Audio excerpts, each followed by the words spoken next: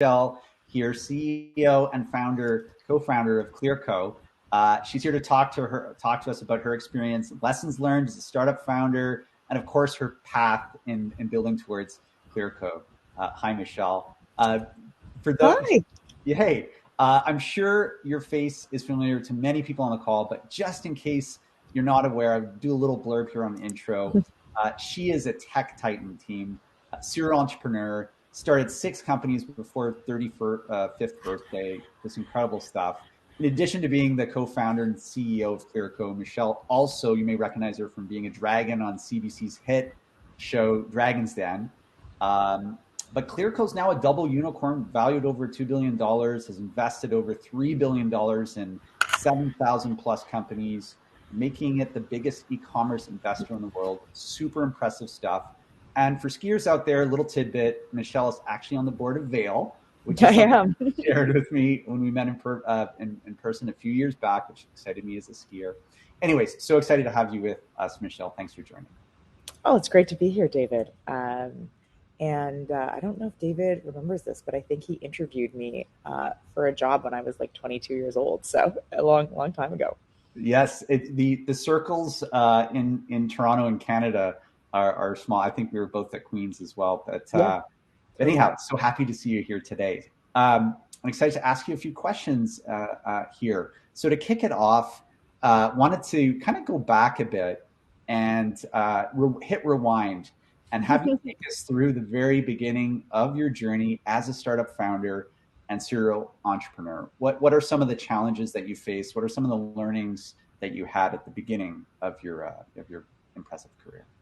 Yeah, I mean, we don't have all day. So I mean, look, this is not an easy career, but it's an exceptionally rewarding one. And so, the beginning of my career, we just dove in, which is I think the only way you become an entrepreneur, right? I met my co-founder Anatoly in undergrad. We By the time we had graduated, figured out that worldwide supply of sturgeon caviar was down by 95% because the world had overfished the Caspian Sea. And instead of just writing the business plan, we said no to all of our job offers and moved to the East Coast and literally built a fishery from scratch. That's everything it sounds like: boats, fishermen, my hands knee deep in fish, the whole 9 yards. And, that was the beginning. And the things that I actually learned in those early startup days are still the things I learned today. And so if I was to take away, 3 things, it would be you have to continuously be scrappy.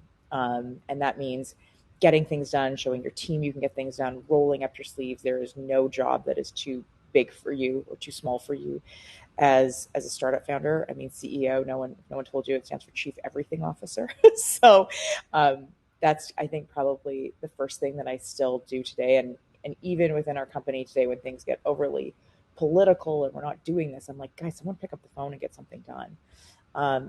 The second thing I learned is really great innovation comes from a lot of iteration. Like, to get something right, you just have to keep trying and seeing, like, okay, that didn't work, but this part worked. And keep doubling down. I mean, most people are, think Clearco was a giant success. I mean, our e-commerce product was the third product we tried. We had built 2 full companies before we got to this. And so this was my 6th startup. So even when you've done this your whole career, you do not get product market fit on your first product. And then probably the last thing is just, stop planning and to get going, right? There's no amount of planning that will save you. Your plan should fit generally on a Post-it. That's a big enough plan as a founder. And overthinking things does not help you. And maybe finally, this is a career with a lot of no's. 80% of things are going wrong, regardless of what level you're in. Sometimes I even hear my own stats and I'm like, that's impossible, because literally today it's going to feel like a day where 80% of things are working, not working. And I mean, I love to tell the story, but when we started Clearco, we had this idea of giving capital and not taking a personal guarantee for doing that. And so we'd have no debt against the business if a founder didn't pay us back.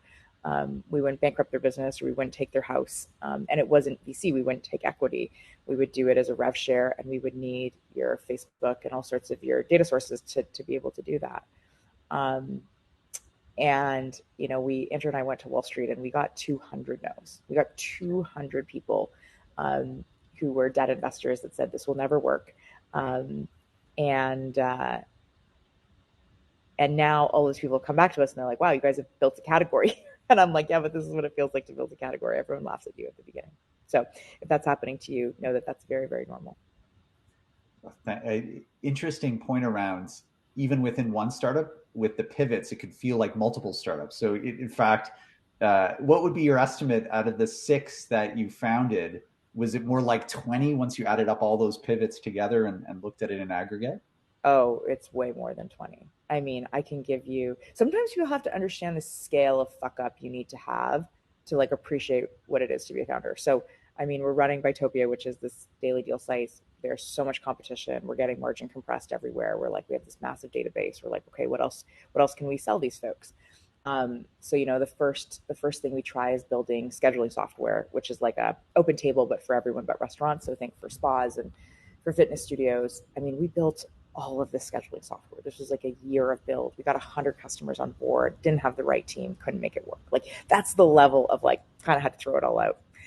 Then in the early days, this is like 2014, built an early competitor to Uber Eats. We had 100 restaurants signed up that had our receipt printers in it. You could order takeout, do all of that stuff. I remember selling all these restaurants and just could not make the unit economics on that work. Then that iteration was like, okay, could we build a beauty box company like a competitor to Birchbox in Canada? Super hard. It's very, very difficult to get cheap enough samples in Canada. And then we have really high shipping rates. So like that model didn't work. But it was actually those three iterations that led us to what became Snap Saves, where we were like, okay, but what if we put like coupon redemption on a phone where you just have to take a photo of your receipt? And that app got a ton of traction. We sold it to Groupon in 2014. But like the scale of the things that didn't work are very big. So it's probably closer to like 40 or 50. I think my hit rate is maybe 20% of the stuff we touch starts to work. And so when you're just feeling like that as a founder, when you're feeling like things are not working, that is a constant part of the journey, and you just need to go deeper and deeper into that iteration cycle. Right. So don't fear that part. It's a part of the process and kind of Yeah, push through it to get to the other end. That's totally. very insightful. So speaking of pivots, your latest pivot into Clearco as being basically the category leader for this capital, e-commerce business solution Yeah. in the fintech space. I imagine you guys must use data quite extensively to get the risk modeling right and to kind Mm-hmm. of use all that Facebook data and other sources. And so, interested to hear, as the leader at Clearco, can you share your thoughts on this emerging? I guess it's not even emerging, but growing AI and machine learning space that we're seeing in Canada, especially, and in North America. There's a lot of talent and a lot of movement there. Can you share your thoughts on where you see that space going? Yeah, I mean, I'm incredibly excited about the space, right? We have been um, a massive, what's that word, like a recipient of like the AI talent, and the Grower, even we've been yeah, growing the and the talent. AI part of our business model. So, look, our idea was like in some ways pretty simple, right? It's like, could we create a category around giving you capital that was solely based on your data? I mean, there is no way on planet Earth we could have done 7,000 deals with founders in 3 years if we were doing any level of the old VC process. We couldn't have met founders. We couldn't have seen pitch decks. We couldn't have done a vetting process. We couldn't have done diligence. We couldn't have done, like that would just be impossible, right? I mean, a huge VC fund is maybe pumping out like 20 to 50 deals a year, right? Remember when 500 startups was like, oh my God, 500 startups is crazy. So we had to do this all based on AI. So when customers and when founders come to us, they connect us with the sources of data that run their business, right? So their bank account, their payment processor, their e-commerce platform, their ad spend account. We suck in all that data, and within 24 hours can say, look, this is how much capital we can give you, and this is the terms of that capital. And the cool part about this is that when we built this, I was just thinking about the founder. I was thinking about myself. I was thinking about the enormous amount of time that VCs waste. I mean, you basically, when you raise a round, you don't do anything on your business for 3 months. You just deal with like diligence, pitching, getting 100 meetings. And so I was like, I want an option that's fast for founders, because I think a founder's most valuable resource is always their time. So, I mean, if it takes you 10 minutes to connect your data sources, and it's also far more accurate data, right? I don't think I've ever had a VC ask for access to our bank account, which would actually tell you our cash balance really much faster than a Right. spreadsheet would with far more inability to kind of move things around to certain It's not in categories. their process though. They're very process driven, right? It's not in their process. It's, you know, it's a for a business that bets on innovation. They haven't. I don't think they've been super innovative, and certainly no one wants to disrupt themselves. Mm, But the other thing, David, that was really cool about us doing this, and that I didn't really anticipate, is that we built all of our models on the factors that we thought were originally important, which was unit economics. You know, are you making money after you sell each of your product, after the cost of your product and the cost of ads, growth rate, you know, things like that. And as a result of that, you know, we look back at our portfolio 3 years later, and it looks incredibly different than a venture portfolio. You know, we've backed 25 times more women than the venture capital industry average, which I think is absolutely insane. where's the heart emoticon? There we go. Get that cannon going. And the most important part about this was not charity, right? This was not, oh, we believe that women are great and therefore we need a specialized fund. This is, when you look at data, women have built and created these businesses that absolutely deserve to be funded. And so when you don't see the person and listen to the pitch and add your own biases in and your own learnings from a 30-year portfolio, you actually see that. I mean, a third of our founders are BIPOC. Our founders have extraordinary geographic diversity. When you look at our UK portfolio, 70% of our founders don't live in London. If you looked at a venture portfolio, 95% of those founders would live in Right. London. And so, you know, our mission is that anyone with a great business with great metrics should be able to get capital to grow that business. And that works really well if you're venture funded and you want to give up half the dilution because you're like, great, I'll raise $5 million from Clearco and $5 million from VCs. And it's wonderful if you don't want to take any dilution because you're going to do the work of building your company.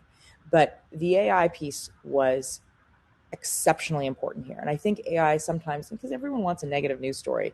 I mean, look, if we had built our data training set on 30 years of VC portfolios, that portfolio would look the same as it does today, right? It would be, you know, white, male, and it would look, you know, like people that had gone to certain schools, right? But you can choose to build something on whatever metrics you want. And so the first iteration was, you know, what Andrew and I thought would be important. And then you kind of let AI do the work. And now people are like, what's in your model? And I was like, I genuinely have no idea, because it has rebuilt itself so many times based on, you know, all of these founders. And that's exactly what it's supposed to do. And it's showing us that there's a way better solution. Yeah, it's interesting and scary the way that AI kind of takes a life of its own. But anyway, that's a different discussion. I love the way that you describe the VC industry, whose business it is to invest in innovation, is in fact not as innovative as many of the investments that they end up making or not making. And the fact that that you found this underserved market that is also moving the boundaries for you know, I'd call it tech for good, right? These societal benefits and underrepresented groups where you're making money and you're also moving the needle on those social elements. So like just fantastic, fantastic stuff. All right. So next question I have is like, I know when I think about Canadian tech, there's certain companies that, you know, create a sense of pride. Shopify, you know, Lightspeed, and Clearco. You guys are operating. You've created a category. You know, you hear about Clearco on the global list of top unicorns in fintech. Like, this is a moment that all Canadians should be proud of, if they're not already, in terms of moving the needle for Canadian tech. Yeah. So awesome stuff. I want to take it back to our backyard for a minute, though, and talk about Toronto, because Toronto is, you know, experiencing a really great tech moment. There was a great article in the New York Times this week. I don't know if you saw it, but talking about the booming landscape. We're the third biggest hub now in North America. And so I'd love to get your thoughts for the group here on the growing tech scene in Toronto and where you feel it's headed. I mean, I think there's a lot of credit in this room on, you know, between Jason, between so many founders that have made this. I mean, I started off as a founder in 2008, and there was like, you know, 2-3 kind of venture funds that, like, you know, there was a bunch more name funds, but they weren't putting money out the door. This was still in its absolute earliest stage. So it's been like pretty amazing to see Canada grow to this level. And I think it is a huge national importance that we do this, right? Like, when people talk about the FANG stocks, you're like, they get a name because they literally become global natural monopolies. That is one of the things we have done in building tech companies. And first of all, Canada should have had a letter. There should have been a B in there for BlackBerry, and that was, a really unfortunate thing. But that is why this sector is so important to be investing in, is because Canada is 2% of the global economy. You can build a really great kind of pseudo monopoly in this country. And we've seen lots of big companies, and that's no shade thrown to them, but we kind of all know who they are in multiple spaces in Canada. But it is far more powerful when you can build a global tech company from Toronto and continue to do that. And we have an enormous amount of potential to do so. And people talked about this for years, and they used to say things that I never understood until I actually had the problem myself. But people would say things to me like, well, there's not enough talent here because there's not enough people who have seen a company scale from 100 to $300 million. And I was like, oh, that's crazy. Like, in a country of 30 million people, there's definitely people that've seen this, until you're that founder looking for that person and you're like, actually, they don't exist, because there's 5 of them that have seen it and they all have great jobs in Canada. And so this ecosystem actually builds on one another so powerfully, which is why it's so important we keep building here. And then I think I just, to your earlier comment on businesses that both build and do good, I think I love the comment. I feel very passionate about our social mission, but I think especially sometimes with early stage founders, they get confused. You get the privilege of having a social mission after you've built a great company. And they have to go in that order. They have to go in the order of, does your own company stand on its own 2 feet without a social mission? Can you make money doing that? Can you grow by doing that?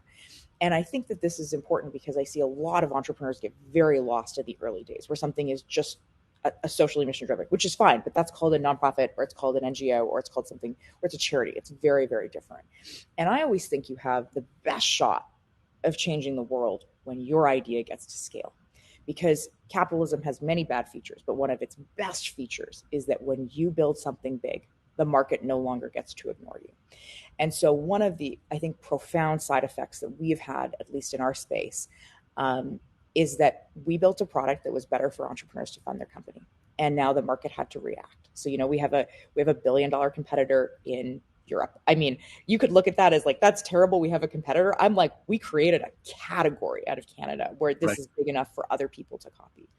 We had a moment in 2019 where, it was really us and Brex, another fintech company, that launched the first major capital products that didn't have personal guarantees. And people don't get this unless you've been a founder. A personal guarantee is the nastiest thing you can do to a founder. It says, if you fail, I can take every personal asset you've ever worked for. I can take your house, I can take your kids' education fund, I can take the cash in your bank account. And it's not a joke. They will do that. And I know this because I signed up for PayPal as my payment processor when I was 22 years old. And in size 6 font, it was a personal guarantee on processing. So they were like, if we don't like something, or if you have a chargeback ratio that's too high, we can claw back every dollar you had processed. So I remember being at a point where, 4 PayPal lawyers called me and they're like, you've processed $1 million, and being like, I have 10 grand in my bank account. Like, I'm going to be bankrupted forever if you do this. And so no one paid attention to this.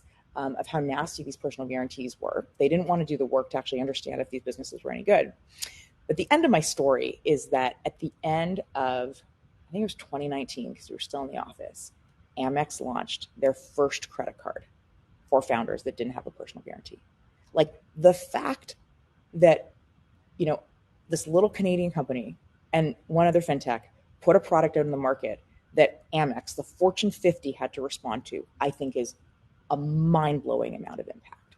And so this is where people get this social impact thing really confused, is they're like, well, I'm going to help a couple of people. That's okay. That's one strategy, and you can use that strategy.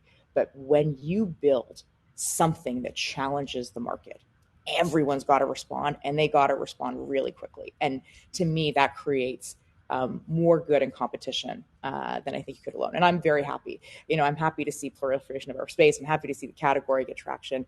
And I'm happy to say we got to invent a lot of that here.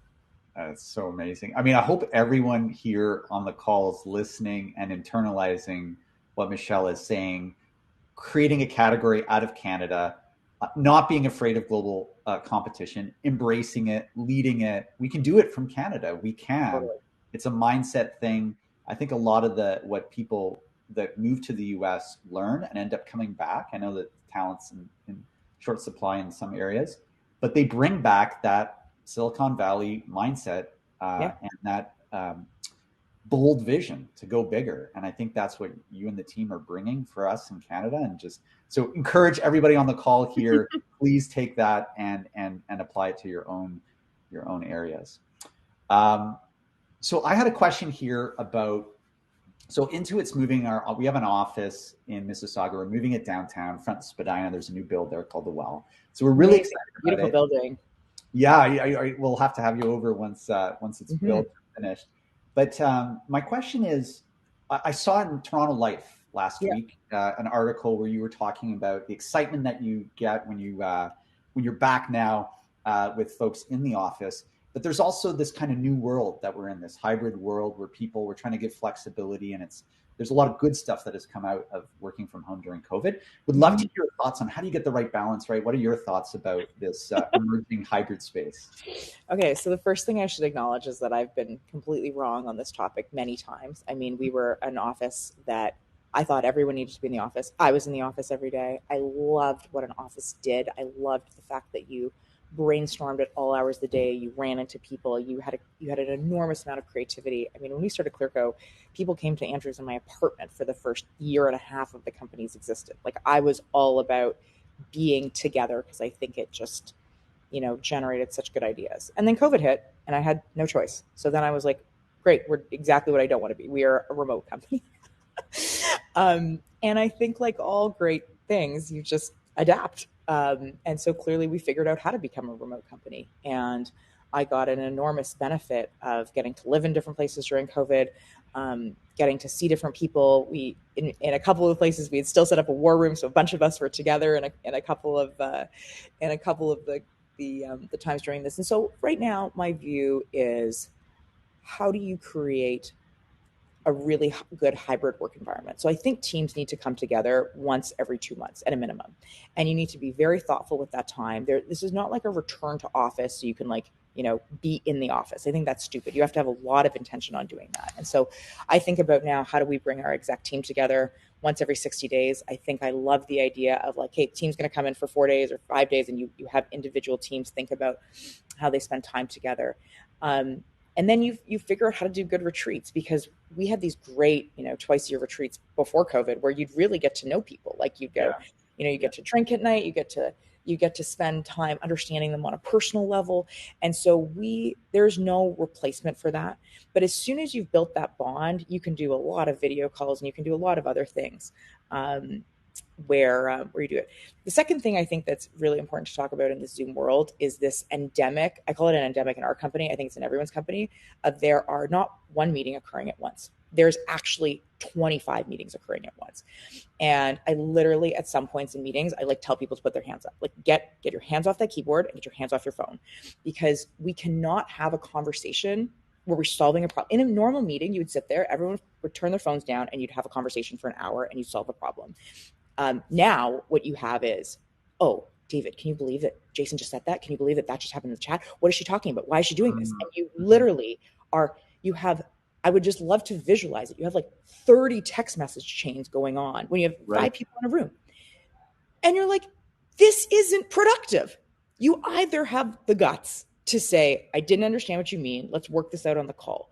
But the slinging of the two information meetings, and it's endemic now. It's literally, my phone does it. I do it, and I stop myself from doing it. I'm like, if I am here and I am texting someone else on the call being like, can you believe this person is saying that? I have to have the balls to say, this is not happening. And so that is, I think, the number one problem I've seen in kind of the video call world, is that you can have 18 back conversations happening, and that does not solve problems in companies. Companies are very complicated to run. They are never perfect. And alignment is the single hardest thing to do. And it is so much easier to sling mud at your colleagues than to genuinely solve a problem. And so constantly focusing our teams on that is really important. And so we'll see what this new world is like. The other thing that happened during COVID for us is we're never going to get to go back to the office because we built a global company during COVID. I have you have employees people in Europe. I have 25 people in Australia. I have 50 Americans. There's no I would love to visually see them all in a Toronto office. And I'm like, that doesn't even exist anymore. And so, look, I think like everything else, I had to seriously adapt my way of thinking on this. And I think one more comment on this that I think is really interesting. And I think this is a problem with the press. So all I saw during COVID was all of this negative press on how, COVID set women back, 2 years. And I get it. Like COVID was terrible. And now mothers and fathers were not only doing their jobs, but like teaching their kids how to read. And I have many skills in life, but I do not think I'll be very patient at teaching a child to read. I think there are much better people that can do that than me. And not saying it wouldn't help, but I'm just like admitting that like this is not easy to run a I $2 billion have three kids. It's and very try to teach difficult. a Yeah. child how to read at the same time. These are hard tasks. So all this negative press is done about, unpaid labor and all of that. And like people are ignoring the bigger picture here. And there is a very big picture here, which is for basically all of history that we have been in offices, people did not think you were working if you were not working from the office. And I did this, and everyone had this bias. When you were there and when you were there late, you were a hard worker that was committed. And when you were not there or leaving in the middle of the day to go to an appointment or like half in, half out, we kind of thought you were half taking your job, seriously. I mean, this was endemic, and I don't, people can admit to whatever they actually thought, but I think that everyone believed that, you were a better and harder worker if you were in the office. We have completely eliminated this bias. There is now no question that if you are working from home, you are not doing your laundry and like half reading your emails. You are actually working from home. And I think this will put women ahead 50 years because now it's totally normal to go pick up your kid and do a call and be totally attentive to like what's happening on your call. And it's totally reasonable that you are out of the office for half a day when you have to deal with a sick child because you can still do your job. And no one has this bias that you are less worthy or working less hard. And so I think we've missed the big picture here entirely. I think that this is such progress for families and for humanity that we can have some level of being in the office and still being working. I mean, every one of us has a phone. Every one of us is online. Every one of us has to set our own boundaries. And so there should be nothing preventing you from working. But this narrative that this has been so negative, I think is actually wrong. And I think it's incredibly short-sighted. I think for a period of time, yeah, if schools don't exist, your job sucks as a parent. But there's absolutely no way that is lasting. It's not lasting today. And I think the perception of working from home is real work will change everything, especially for women. I love it. It's all about flexibility at the end of the day, and especially for folks who need the flexibility to kind of even the playing field, not even to put them ahead 50 years, but to make sure it's fair. It's a great call out. Yeah. Michele, I know you have to jump to something else. I think we're out of time, but Oh no, I like talk too much. If you have one more quick one, I'm happy to do it.